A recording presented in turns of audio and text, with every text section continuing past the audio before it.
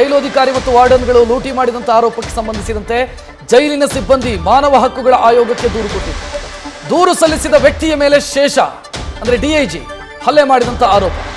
Bitcoin ಬಗ್ಗೆ ಯಾರಿಗೂ ಹೇಳಬಾರದು ಅಂತ ಜೀವ ಬೆದರಿಕೆ ಒಡ್ಡಿದ್ರಂತೆ. ಮೇ 29ರಂದು ಜೈಲಲ್ಲಿ ನಿಂದಿಸಿ ಹಲ್ಲೆ ಮಾಡಿದಂತ ಆರೋಪ ಇದೆ. ಮಾನವ ಹಕ್ಕುಗಳ ಆಯೋಗದಿಂದ ಬಂದಿಖಾನೆಗೆ ಈಗ ಪತ್ರ ಹೋಗಿರೋದು. ಸೆಪ್ಟೆಂಬರ್ 10ರ ಒಳಗಾಗಿ ಸಮಗ್ರ ವರದಿ ಕೊಡಿ ಅನ್ನೋ ಸೂಚನೆಯನ್ನ ಕೂಡ ಮಾನವ ಹಕ್ಕು ಆಯೋಗ ಕೊಟ್ಟಿದೆ. ವಿಷ್ಣು ಪ್ರಸಾದ್, ತಾವು ಮಾಹಿತಿ ಕೊಡ್ತಾ ಇದ್ರಿ, ಮಾನವ ಹಕ್ಕು ಆಯೋಗಕ್ಕೆ ದೂರು ಕೊಡ್ತಾರೆ ಅಂತ ಆದಾಗ ಬೆದರಿಸುವಂತ ಕೆಲಸಗಳು ಕೂಡ ಆಗಿತ್ತು ಅಂತ.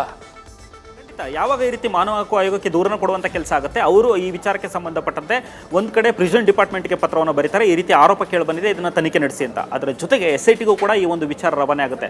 ಆಗ SIT ಅಧಿಕಾರಿಗಳು ಇನ್ವೆಸ್ಟಿಗೇಷನ್ ಮಾಡಿದಾಗ ಪತ್ತೆ ಆಗಿರೋದು ಅಂತಂದ್ರೆ ಬರೋಬ್ಬರಿ 20 ಕೋಟಿಗೂ ಹೆಚ್ಚು ಹಣ ವ್ಯಾಲ್ಯೂ ಇರುವಂತಹ ಬಿಟ್ಕಾಯಿನ್ಗಳನ್ನ ಈ ಪಿ ಶೇಷ ಅವರು ಜೊತೆಗೆ ಅವರ ಟೀಮ್ ಏನಿದೆ ಅದರಲ್ಲಿರುವಂತಹ ವಾರ್ಡನ್ಗಳನ್ನು ಬಳಸಿಕೊಂಡು ಇವರು ಅಕ್ರಮವಾಗಿ ವರ್ಗಾವಣೆ ಮಾಡಿಕೊಂಡಿರುವಂತಹ ಅಂಶಗಳಿಂದ ಇದಕ್ಕೂ ಸಂಬಂಧಪಟ್ಟಂತೆ ಇನ್ವೆಸ್ಟಿಗೇಷನ್ ಸ್ಟಾರ್ಟ್ ಆಗಿದೆ.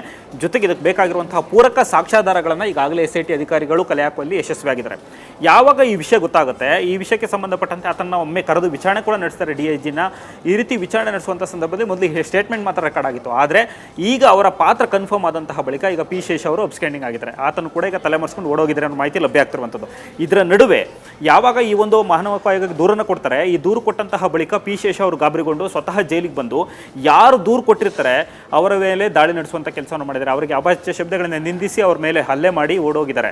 ಈ ವಿಚಾರಕ್ಕೆ ಸಂಬಂಧಪಟ್ಟಂಗೆ ಈಗ ಇನ್ನೊಂದು ದೂರು ದಾಖಲಾಗಿದ್ದು, ಇದು ಕೂಡ ಮಾನವ ಹಕ್ಕು ಆಯೋಗ ಈ ಒಂದು ದೂರನ್ನು ಕೂಡ ಗಂಭೀರವಾಗಿ ಪರಿಗಣಿಸಿ ಪ್ರಿಸನ್ನ IG ಅವರಿಗೆ ಈ ಒಂದು ಪತ್ರವನ್ನು ರವಾನೆ ಮಾಡುವಂಥ ಕೆಲಸವನ್ನು ಮಾಡಿದೆ. ಪ್ರಿಸನ್ನ ಮೇನ್ ಮುಖ್ಯಸ್ಥರಿಗೆ ಒಂದು ಪ್ರಶ್ನೆ ಕೇಳುವುದೇನಂತಂದ್ರೆ, ಇನ್ನ 3 ತಿಂಗಳೊಳಗಡೆ ಇದಕ್ಕೆ ಸಂಬಂಧಪಟ್ಟಂತೆ ಸ್ಪಷ್ಟನೆ ಬೇಕು. ಪಿ ಶೇಷ ಅವರು ಬಂದಿದ್ದು ಹಲ್ಲೆ ಮಾಡಿದ್ದು ಯಾಕೆ, ಈ ಕೊಟ್ಟಿರುವಂತಹ ದೂರಿನ ಹಿನ್ನೆಲೆ ಅವರ ಇನ್ವಾಲ್ವ್ಮೆಂಟ್ ಏನು, ಈ ಎಲ್ಲ ಸಂಪೂರ್ಣ ವರದಿಯನ್ನು ಕೊಡಬೇಕು ಅಂತ ಸೂಚನೆ ಕೊಡುವಂತಹ ಮೂಲಕ ಎಲ್ಲ ಒಂದು ಕಡೆ ಶಿರಿಕಿಯನ್ನ ಒಂದು ಕಡೆ ಹೊರಗಡೆ ಇದ್ದಂಥ ಸಂದರ್ಭದಲ್ಲಿ ಬೇರೆ ಬೇರೆ ಗ್ಯಾಂಗ್ಗಳು ಅವ್ರನ್ನ ಬಳಸ್ಕೊಂಡು ಹಣವನ್ನು ಲೂಟಿ ಮಾಡ್ತಾ ಇತ್ತು. ಅದಾದ ಬಳಿಕ ಅವರು ಅರೆಸ್ಟ್ ಆದರೆ ಅಲ್ಲಿ ಹೋದಂಥ ಸಂದರ್ಭದಲ್ಲಿ CCB ಅವ್ರನ್ನ ಬಳಸ್ಕೊಂಡು ಲೂಟಿ ಮಾಡಿದೆ. ಇದಾದ ನಂತರ ಜೈಲು ಸೇರಿದ್ರು ಕೂಡ ಅಲ್ಲಿರುವಂತಹ DIG ಮತ್ತು ಟೀಮ್ ಕೂಡ ಅವ್ರನ್ನ ಬಳಸ್ಕೊಂಡು ಬಿಟ್ಕಾಯಿನ್ನ ಲೂಟಿ ಮಾಡುವಂಥ ಕೆಲಸವನ್ನು ಮಾಡಿದ್ದಾರೆ ಅನ್ನೋಂಥದ್ದು ಈಗ ಬಹಿರಂಗ ಆಗಿರುವಂತಹ ಸತ್ಯ. ನ್ಯೂಸ್ ಫಸ್ಟ್ ನಿರ್ಭೀತಿಯಿಂದ ನಿಮ್ಮ ಪರವಾಗಿ.